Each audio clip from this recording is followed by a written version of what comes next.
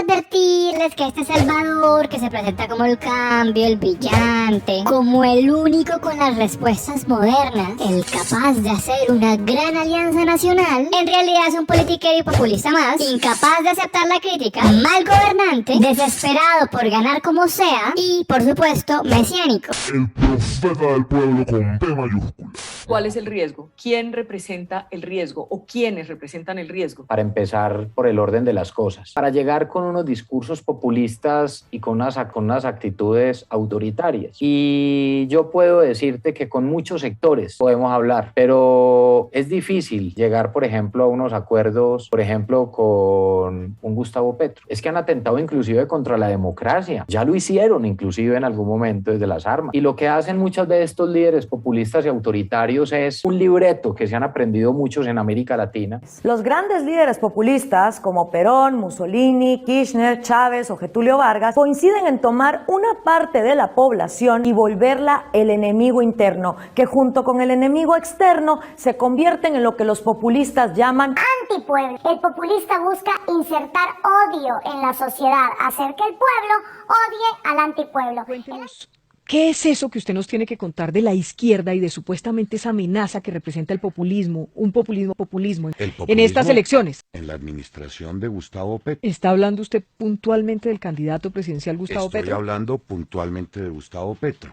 ¿Qué es populismo? Populismo es eso. Es populismo. Populismo es. Populismo es. Populismo es. Populismo es. Populismo es. Populismo es. Populismo es. Populismo es. Populismo es. Gustavo Petro es populista, Gustavo Petro es comunista, Gustavo Petro es un caudillo, Gustavo Petro va a fracturar el Estado de Derecho, Gustavo Petro va a desconocer la Constitución, va a fracturar y romper el sistema constitucional colombiano. Esas son las acusaciones que cada cierto tiempo salen en contra del candidato Gustavo Petro. Pero ¿realmente Gustavo Petro es populista? Y si es populista, ¿qué es populismo? ¿Se puede comparar a Gustavo Petro con una figura a la que se le haya atacado o acusado de lo mismo hace casi 80 años como Jorge Eliezer Gaitán en Colombia? Vamos a ver qué tanto se puede hacer esa comparación. Al margen de los puntos comunes y de la levedad de los discursos políticos disfrazados de periodismo, o peor, de estudios serios sobre el asunto, como los que pretenden exhibir Gloria Álvarez, Agustín Laje o Axel Kaiser, este tema que se repite, se reproduce una y otra vez en la campaña presidencial de 2022 ya resulta aburrido. Es que en general, quienes no se aguantan a Gustavo Petro, como pudieron verlo, lo tildan de populista. Este es un concepto de la ciencia política que tiene una densidad teórica considerable y yo sinceramente recomiendo a quienes vean este video a no quedarse con lo que digan Gloria Álvarez y los otros, y mucho menos lo que puedan escuchar en los medios de comunicación que asocian la idea al incumplimiento de las promesas electorales por parte de aquellos políticos que, siendo ya electos, o no ejecutan sus promesas o directamente las olvidan. Hay montañas de ensayos y libros que abordan críticamente el asunto, que van desde la historia conceptual, para lo que podría recomendarse la lectura de Elías Palti o de Marco Palacios, hasta lo que algunos llaman postmarxismo, que es el caso de Chantal Mouffe o de Ernesto Laclau, que escudriñan el asunto de forma tan profunda que pueden ser utilizados para criticar o para apoyar incluso a políticos como Gustavo Petro Urrego. Incluso, desde muchos puntos de vista, más populistas han sido Iván Duque o Álvaro Uribe Vélez, sobre todo porque ellos sí han ejercido el poder institucional a nivel macroestructural y siguiendo la lógica de Germán Vargas Lleras en su perorata, entre comillas, antipopulista, la única promesa que Duque sí cumplió se relaciona con aquellas frases cargadas de odio de Fernando Londoño Hoyos: hacer trizas la paz. El primer desafío del Centro Democrático será el de volver trizas ese maldito papel que llaman el acuerdo final con las FARC. Eso sí lo cumplió, al punto de que la Corte Constitucional tuvo que declarar este año un estado de cosas de inconstitucionalidad sobre el asunto. Y por su lado, Germán Vargas Lleras, a quien le deseamos el pronto restablecimiento de su salud, quiso ser ministro de Vivienda y luego vicepresidente con funciones en temas de infraestructura, no con el ánimo altruista de ayudar a la gente, sino solo para alcanzar la presidencia de la República. Y se equivocó en ese cálculo. ¿Quién es el populista entonces? ¿Usted se imaginó que le fueran a regalar hoy ese apartamento? Pues yo tenía fe en el Señor. ¿Y en ustedes? Le tocó el 304. 304 me tocó, yo estoy muy contento por la vivienda que me van a regalar. Dicho todo lo anterior, lo que sí me interesa resaltar en lo que queda de este video es que existen ciertas similitudes entre los ataques que han sufrido Jorge Eliezer Gaitán en la década de 1940 y Gustavo Petro en la actualidad, por parte de medios de comunicación que, contrarios a un proyecto político y de sociedad de poder popular, cosa que no es necesariamente igual al populismo, les endilgan categorías semejantes, demagogos, comunistas y, claro está, populistas. Ahora, ¿hay diferencias entre Gustavo Petro y Jorge Eliezer Gaitán? Claro que las hay y no son pocas. No solo es cuestión de épocas, ni de la forma del discurso, ni del hecho de que Gaitán fue un auténtico orador de masas supremamente carismático, mientras que Petro es más bien un gran expositor que, careciendo del carisma de Gaitán, ha logrado encender el alma de las multitudes, pero que tiene todavía hoy dificultades para acceder a un público popular que siga aún las mismas pautas del engaño de toda la vida, que cree que de verdad Petro les va a quitar sus ahorros pensionales, que va a expropiarles X o Y cosas, o que el pacto histórico fue el que hizo el fraude el 13 de marzo. Por eso, yo no pienso decir acá que Petro y Gaitán son el mismo fenómeno, pero sí que sí se parecen. E incluso ambos pueden tener, como cualquier político, incluyendo al profesor Fajardo, falsamente neutral en su discurso, altas dosis de populismo, solo que no con la carga peyorativa que les endilgan desde los medios de comunicación. Y se parecen no solo porque ambos son políticos que representan en muchos ámbitos las aspiraciones de las clases populares y subalternas del país, sino porque a los dos los ha atacado la prensa y les ha puesto etiquetas de diversa índole, en un acto que más parece político que originado en el libre ejercicio del periodismo. Hay gente que le tiene miedo al pueblo y por esa misma razón le tenían miedo a Gaitán o le tienen miedo a Gustavo Petro. Por eso a ambos les llaman populistas, demagogos, caudillos e incluso comunistas.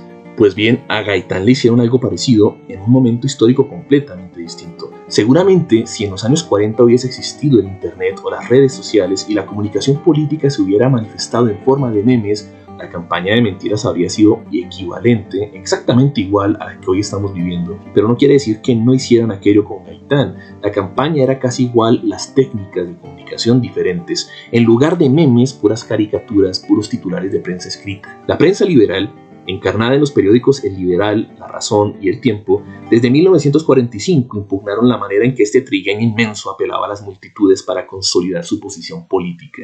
Gaitán lanzó su candidatura presidencial para 1946 en la Plaza de Toros La Santa María y sobre este acto, al que según las fuentes asistieron casi 50.000 personas, mencionaba el periódico La Razón que el circo de Santa María ha sido siempre destinado a los espectáculos de género bárbaro, como los toros, el boxeo, etc. Ningún sitio más apropiado para lanzar la candidatura del Dr. Gaitán que este. En El Tiempo, por su parte, se decía del mismo evento que era grotesco, en la medida que el Dr. Gaitán apelaba a los instintos más básicos de un pueblo irredento que a la razón. Y eso explicaba su capacidad de convocatoria, que evidentemente les ardía y les propiciaba envidias. El 21 de septiembre de 1945, una editorial del mismo periódico diría: la dirección del país no puede estar sometida al azar impetuoso de muchedumbres apasionadas. En esa época, sin embargo, El Tiempo se encargaba de enaltecer la figura de Gabriel Turbay, quien, fíjense ustedes, fue uno de los fundadores del Partido Comunista Colombiano, si bien luego ingresó a las toldas liberales, eso sí, después de ser objeto de ataques durísimos por la prensa, sobre todo aquella conservadora, y era el contrincante de Gaitán dentro del liberalismo en la carrera presidencial. En 1945 no dejan de aparecer titulares de prensa que decían: a las 4 llega hoy el doctor Gabriel Turbay. Al liberalismo lo anima hoy el mismo fervor que lo llevó a la victoria en febrero de 1930. Grandes multitudes aclaman a Gabriel Turbay en el Valle del Cauca. O vuelvo a la patria fiel al juramento de servirla. Horas de máxima emoción liberal vivió Cali ayer, con ocasión de la visita de este famoso turco que, por otra parte, nada tenía que ver con aquel dictadorzuelo de pocas luces que se montó en la presidencia 3 décadas después. Los comunistas no eran gaitanistas, eran aliados del oficialismo liberal desde la primera presidencia de López Pumarejo y habían apoyado por eso al señor Turbay. Coincidían con los conservadores en lanzarle pullas a Gaitán, acusándolo de nazi y de eventualmente ser un peligro fascista para el país. Y pese a todo lo anterior, la prensa subordinada en el Partido Conservador, sobre todo desde 1947, cuando Gaitán era la más terrible amenaza a la que se estaban enfrentando, era la que más rencor le profesaba. Era enfática, por ejemplo, en el hecho de que o Gaitán era un agitador comunista o era un demagogo que, siendo presidente, sería un tirano. un dictador. Un tal Inocencio Franco, seudónimo de algún político o periodista conservador cercano a la familia Gómez, eventualmente el mismo Laureano Gómez Castro, decía ese mismo año sobre aquel hombre moreno que, y cito textualmente, usted tiene en el fondo de su ser, aun cuando usted no lo crea, una contextura totalitaria. Gaitán era para ellos el enlace político para entregarle el país a la Unión Soviética. Era un demagogo sanguinario que, además de muertes, propiciaría corrupción, tristeza y pobreza. Era el propietario de un circo que manipulaba a las multitudes con promesas incumplibles y que le arrebataba el discurso de la restauración moral de la República al Partido Conservador. Y además era un hombre arbitrario, arrogante y enemigo de la legalidad. A mí todo aquello me recuerda mucho a las acusaciones de guerrillero, comunista, populista, dictador en potencia que le lanzan todos los días a Gustavo Petro. Cualquier cosa mala era Gaitán. Durante esos años, los caricaturistas del Siglo exageraron hiperbólicamente los rasgos del líder popular. Y como Gaitán era trigueño, negro debían pintarlo. Lo indígena, lo negro, lo étnico en general era sinónimo para esta élite gótica de la maldad del ser humano. Si negro era el líder, negro y malvados debían ser sus seguidores. Esa muchedumbre sin forma que les daba asco y a las que le tenían un abierto pánico. Puro arribismo. La tribu gaitanista, para el periódico y para el caricaturista Donald, era esencialmente una turba de negros asesinos y ladrones incivilizada y violenta por naturaleza. Laureano Gómez, en noviembre de 1947, diría que Gaitán quería entregarle el país a una horda de africanos.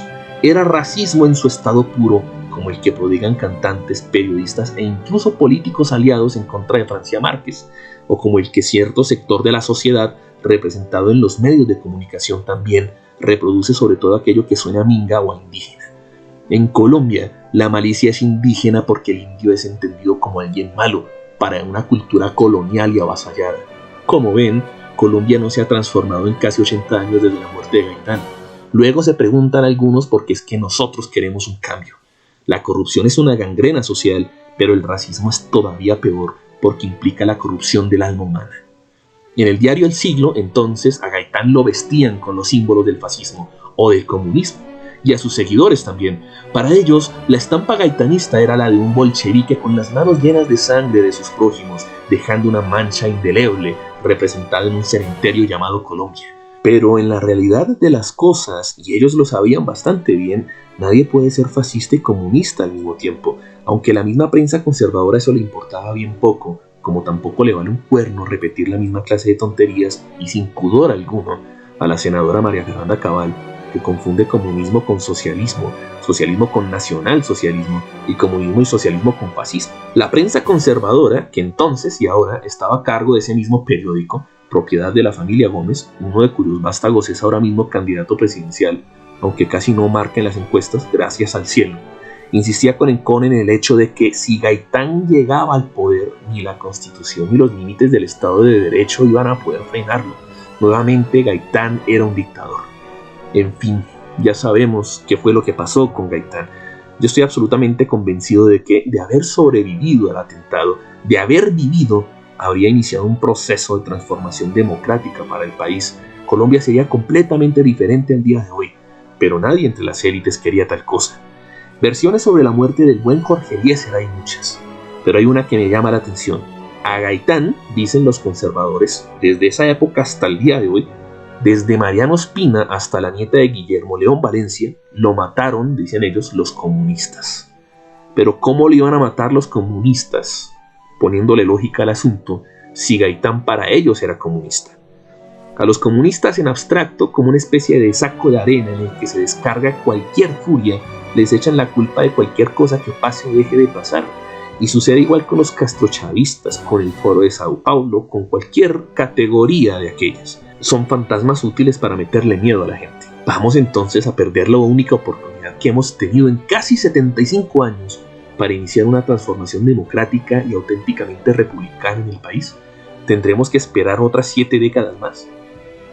Mi nombre es David Ernesto Llenas Alfaro, soy profesor de Historia Constitucional en la Universidad Nacional de Colombia y quiero que Gustavo Petro sea el presidente de la República. Muchas gracias.